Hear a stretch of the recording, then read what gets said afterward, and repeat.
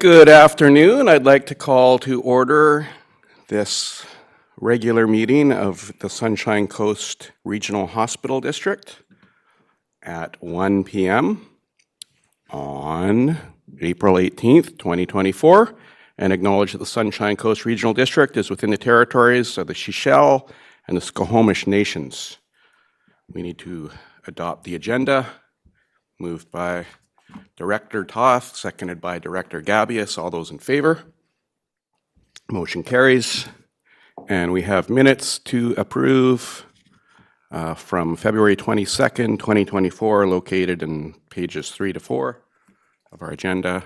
Is that a move by Director Gabius, seconded by Director Toth to approve those minutes, adopt those minutes? All those in favor? Motion carries. And now we have a presentation from a delegate who is online.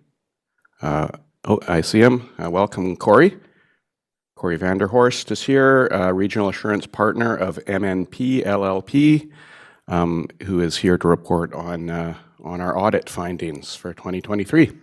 Welcome. Thank you, Mr. Chair. Hello, everybody. Let's see if I can share screen here really quickly. Apologies as I get the technology going. There we go. So thank you for inviting me here this afternoon. I will take you through some highlights for your 2023 financial statements. Our audit is all wrapped up. A big thank you to your finance team for putting the financial statements together and going through the audit process with us. It goes very smoothly. At a really high level and a quick look at the financial statements, at the end of 2023, your hospital district has cash balance of 1.2 million, portfolio investments of 2.9.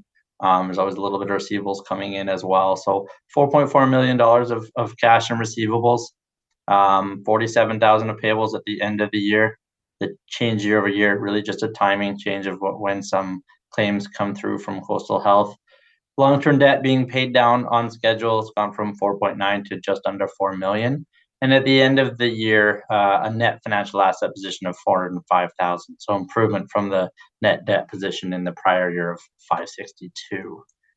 On the income statement or the operating statement, tax requisitions as budgeted of $1.5 million. Investment income exceeded budget. We're seeing that, or with most of the communities that we work with, good interest rates mean you got an extra 100,000 over the budgeted amount on investment income. And then there's some other revenues coming in there as budgeted of 352,000. On the expense side of things, debt interest being paid of 583,000. Transfers to Coastal Health were only 514,000, and the prior year is 294,000.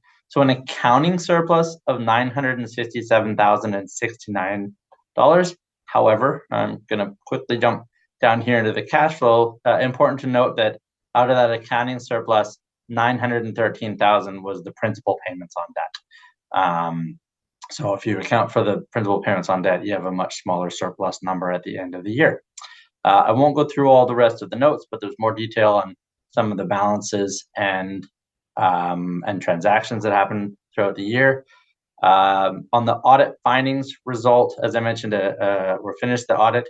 We're providing a clean audit opinion. We're satisfied these financial statements are prepared in all material respects in accordance with public sector accounting standards. The important thing to note on the audit findings, the important number of materiality, right? The number that drives our audit testing, that drives any discussions that I have with staff of whether we want something adjusted or whether we can live with it. That number was $100,000 for 2023. We calculated it as a percentage of your revenue. That means we're looking at every transaction over 100,000. So some of those payments through to the health authority, and then we're sampling underneath that amount to get ourselves comfort that your financial statements are accurate.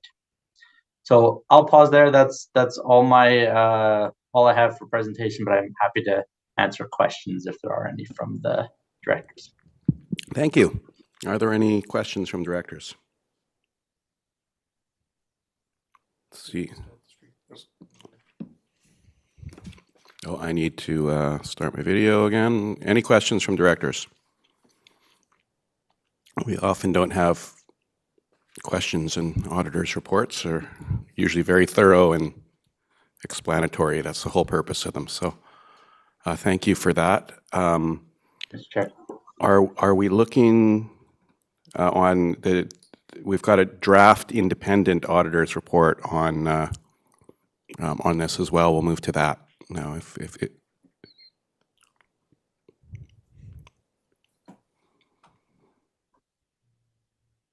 Yes, and I've covered that one in Okay. sort of rambling there as we go, but yeah, basically a clean audit opinion that will be provided after the financial statements are approved.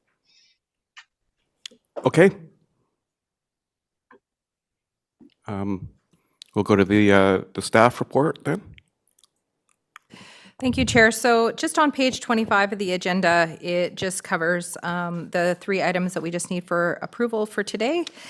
And if there are any questions, staff are happy to answer. Thank you. Looking to the board here for questions or motions.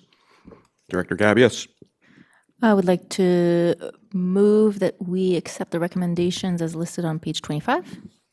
Seconded by Director Toth. Any discussion on that motion? All those in favor? The motion carries. And I believe we're at the end of the meeting. So I'd be looking around for another motion. Director Inkster is moving to adjourn. What? Yes. Director Inkster? Seconded by Director Gabius. All those in favor? The motion carries. The meeting is adjourned.